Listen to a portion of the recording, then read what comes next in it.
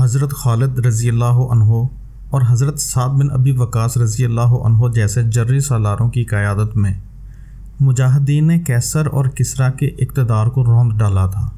اسلام کی اس سربلندی پر دو قوتیں خاص طور پر سیخ پا تھیں، ایک ایران کے شکست کھانے والے مجوسی اور دوسرے عرب سے جلاوطن کیے گئے یہودی۔ یہ دونوں قوتیں اسلام کے خلاف فوجی میدان میں کھڑی نہ ہو سکتی تھیں، اس لیے یہ مسلمانوں کے خلاف زیر زمین سازشوں میں مصروف ہو گئے۔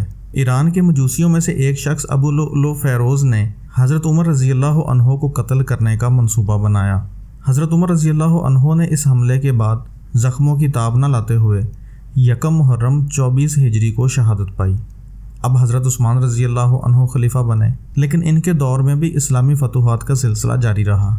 یہودی لابی نے مسلمانوں کو آپس میں لڑانے اور ان فتوحات کا راستہ روکنے کے لیے ایک بہت بڑی سازش تیار کی۔ اس سازش کا اصل کردار عبداللہ بن سبا یہودی کو سونپا گیا۔ اس شخص نے حضرت عثمان رضی اللہ عنہ کے دور میں ساتھیوں سمیت جھوٹ موٹ کا اسلام قبول کیا تاکہ مسلمانوں کی صفوں میں گھس کر اپنا کام کر سکے۔ اس دور میں صحابہ کرام رضی اللہ عنہم کافی تعداد میں موجود تھے، اس لیے مسلمانوں کو آپس میں لڑانا کوئی آسان کام نہیں تھا۔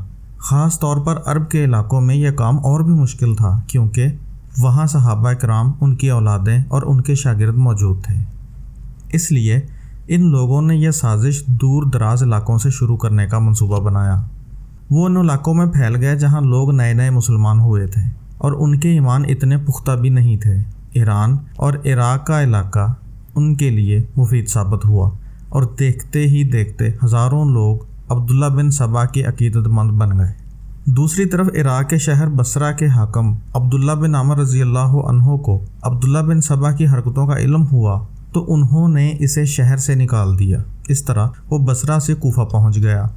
کوفہ کے حاکم کو بھی اس کی سازشوں کا پتہ چلا تو اس نے بھی نکال دیا اور بالآخر یہ مصر جا پہنچا اور یہاں بھی اپنے نظریات پھیلانے شروع کر دیے۔ اس نے مصر کے لوگوں کو حضرت عثمان رضی اللہ عنہ کے خلاف بھڑکانا شروع کر دیا۔ اس نے حضرت ابوبکر صدیق رضی اللہ عنہ، حضرت عمر فاروق رضی اللہ عنہ اور حضرت عثمان رضی اللہ عنہ پر سے مصر کے لوگوں کا اعتماد ختم کرنے کی ترکیبیں اختیار کیں اور لوگوں میں مشہور کیا کہ خلافت حضرت علی رضی اللہ عنہ کا حق تھا، جس پر یہ تینوں حضرات ناجائز قبضے کے مرتکب ہوئے ہیں۔ اس کا بالآخر نتیجہ یہ نکلا کہ 35 ہجری کے آخر میں جب حج کے موسم میں مدینہ منورہ سے اکثر صحابہ کرام رضوان اللہ علیہم اجمعین مکہ معظمہ گئے ہوئے تھے، عبداللہ بن سبا کے حامیوں کی ایک بڑی تعداد مدینہ منورہ میں گھس گئی۔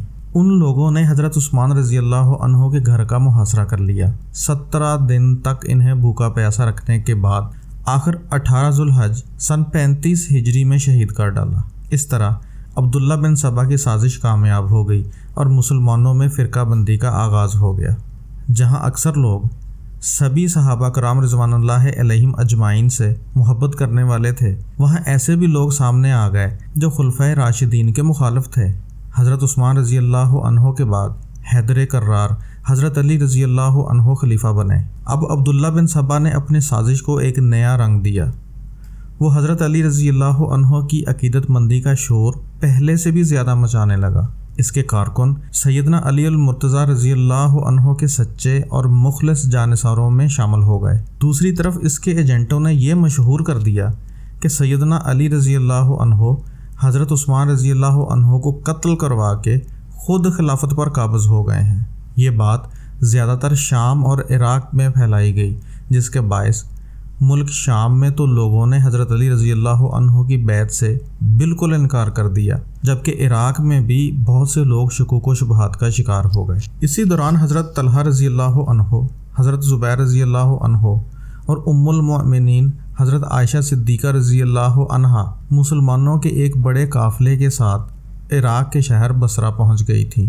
وہاں انہوں نے حضرت عثمان رضی اللہ عنہ سے بغاوت کرنے والے بہت سے فسادیوں کو ٹھکانے لگا دیا۔ اس دوران حضرت علی رضی اللہ عنہ عراق کے حالات تشویشناک دیکھ کر عراق کے دوسرے بڑے شہر کوفہ تشریف لے گئے اور سفیر بھیج کر حضرت طلحہ رضی اللہ عنہ، حضرت زبیر رضی اللہ عنہ اور ام المؤمنین حضرت عائشہ صدیقہ رضی اللہ عنہا سے مذاکرات کیے۔ ان حضرات نے بتایا کہ ہمارا مطالبہ حضرت علی رضی اللہ عنہ سے صرف اتنا ہے کہ وہ جلد از جلد حضرت عثمان رضی اللہ عنہ کے قاتلوں کو گرفتار کریں تاکہ مسلمانوں کی بے چینی ختم ہو سکے۔ سیدنا علی رضی اللہ عنہ کے سفیر نے انہیں بتایا کہ خلیفہ وقت اس سلسلے میں ہرگز کوئی کوتاہی نہیں کریں گے۔ اس پر یہ سب حضرات بہت خوش ہوئے کہ اتفاق کی اچھی صورت نکل آئی۔ ابن سبا کی جماعت کے لوگ یہ سن کر بہت گھبرائے، کیونکہ اس طرح ان سب کی گرفتاری عمل میں لائی جاتی اور ان سے قتل کا بدلہ ضرور لیا جاتا۔ چنانچہ پھر راتوں رات ایک سازش گھڑی گئی کہ کسی طرح سے حضرت عائشہ رضی اللہ عنہا کے قافلے اور خلیفہ وقت سیدنا علی رضی اللہ عنہ کی فوج کو آپس میں لڑا دیا جائے۔ چنانچہ رات کی تاریکی میں ابن سبا کے ایک گروہ نے سیدنا علی رضی اللہ عنہ کی فوج میں کھڑے ہو کر حضرت عائشہ رضی اللہ عنہا کے قافلے پر تیر برسا دیے۔ دوسری طرف دوسرے گروہ نے حضرت عائشہ صدیقہ رضی اللہ عنہ کے قافلے میں کھڑے ہو کر حضرت علی رضی اللہ عنہ کے خیموں پر تیروں کی بارش کر دی۔ اب ہوا یہ کہ حضرت علی رضی اللہ عنہ کے لشکر والے یہ سمجھے کہ حضرت عائشہ صدیقہ رضی اللہ عنہا کے ساتھیوں نے ان پر حملہ کر دیا ہے، جبکہ دوسری طرف بھی اسی طرح کا مطلب اخذ کیا گیا۔ چنانچہ دونوں طرف سے تلواریں نکل آئیں اور مسلمان آپس میں ٹکرا گئے۔ ایسے میں خلیفہ وقت سیدنا علی مرتضیٰ رضی اللہ عنہ پکار کر فرما رہے تھے کہ لوگوں رک جاؤ۔ دوسری طرف حضرت عائشہ صدیقہ رضی اللہ عنہا بھی لڑائی رکوانے کے لیے اپنے اونٹ پر بیٹھ کر آگے تشریف لائیں، مگر اس وقت تک جنگ شروع ہو چکی تھی۔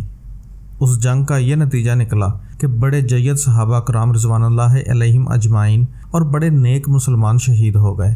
یہ عبداللہ بن سبا کی بہت ہی بڑی کامیابی تھی۔ اس جنگ میں چونکہ ام المؤمنین حضرت عائشہ صدیقہ رضی اللہ عنہا ایک اونٹ پر سوار تھیں، اس لیے اس جنگ کا نام جنگ جمل پڑ گیا۔ اس لڑائی کے بعد بھی عبداللہ بن سبا کے گروہ نے کام جاری رکھا۔ انہوں نے مسلمانوں کو دو نئے فرقوں میں تقسیم کر دیا۔ ان میں سے ایک فرقہ تو وہ تھا جو حضرت علی رضی اللہ عنہ کی محبت میں بے انتہا گمراہ ہو گیا اور حضرت علی رضی اللہ عنہ کو نعوذ باللہ خدا کہنے لگا تھا۔ چنانچہ حضرت علی رضی اللہ عنہ نے ایسے کئی آدمیوں کو گرفتار کر کے انہیں واصل جہنم کیا۔ دوسرا فرقہ وہ تھا جو حضرت علی المرتضیٰ رضی اللہ عنہ کو نعوذ باللہ اچھا نہیں سمجھتا تھا۔ ان لوگوں کے پھر آگے دو گروہ تھے۔ ایک فرقہ مروانی یا ناصبی کہلاتا تھا جو زیادہ تر ملک شام میں آباد تھے، جبکہ دوسرا گروہ عراق میں اکٹھا ہوا۔ ان لوگوں کو خارجی کہا جاتا ہے۔ حضرت علی رضی اللہ عنہ کے دور خلافت میں ان لوگوں نے بڑا ہی فساد برپا کیے رکھا اور بے شمار بے گناہ لوگوں کو قتل کیا۔ غلط فہمیوں کے اس ماحول کے باعث حضرت علی رضی اللہ عنہ اور حضرت امیر معاویہ رضی اللہ عنہ کے درمیان اختلاف بڑھتا گیا اور صلح کی کوئی صورت نہ رہی۔ دونوں طرف سے سپاہی جمع کیے گئے اور صفین کے مقام پر دونوں لشکر جمع ہوئے۔ اگرچہ دونوں طرف کی قیادت میں جلیل القدر صحابہ موجود تھے اور سپاہیوں میں ہزاروں تابعین تھے جو نیک نیتی کے ساتھ ایک دوسرے کے خلاف ہتھیار اٹھانے پر مجبور ہوئے تھے، مگر انہی میں عبداللہ بن سبا کے آدمی بھی گلے ملے ہوئے تھے، جنہوں نے صلح کی ہر کوشش ناکام بنا دی اور معاملے کو خراب کرنے میں کوئی کسر نہ چھوڑی، جس کا نتیجہ یہ ہوا کہ ایک بڑی جنگ چھڑ گئی جس میں ہزاروں مسلمان شہید ہوئے۔ بعد ازاں انہی لوگوں کے ہاتھوں خلیفہ وقت سیدنا علی رضی اللہ عنہ کی شہادت بھی ہوئی۔ عبداللہ بن سبا کا انجام کیا ہوا، اس کے بارے میں دو روایتیں ہیں۔ ایک یہ کہ حضرت علی رضی اللہ عنہ کی وفات کے کچھ عرصے بعد 40 ہجری میں وہ جہنم رسید ہوا، جبکہ بعض مورخین کے خیال میں حضرت علی رضی اللہ عنہ نے اپنی زندگی میں ہی اسے زندہ جلا دیا تھا۔ غور کیا جائے تو عبداللہ بن سبا عبداللہ بن ابی سے بھی زیادہ خطرناک ثابت ہوا، کیونکہ عبداللہ بن ابی کی سازشوں کے بارے میں اللہ تعالیٰ وحی کے ذریعے حضور اکرم رحمت عالم صلی اللہ علیہ وآلہ وسلم کو خبردار فرما دیتے تھے، اس لیے اس کی اکثر سازشیں ناکام ہو جاتی تھیں، مگر عبداللہ بن سبا کی سازشوں نے مسلمان اتحاد کو پارا پارا کر دیا۔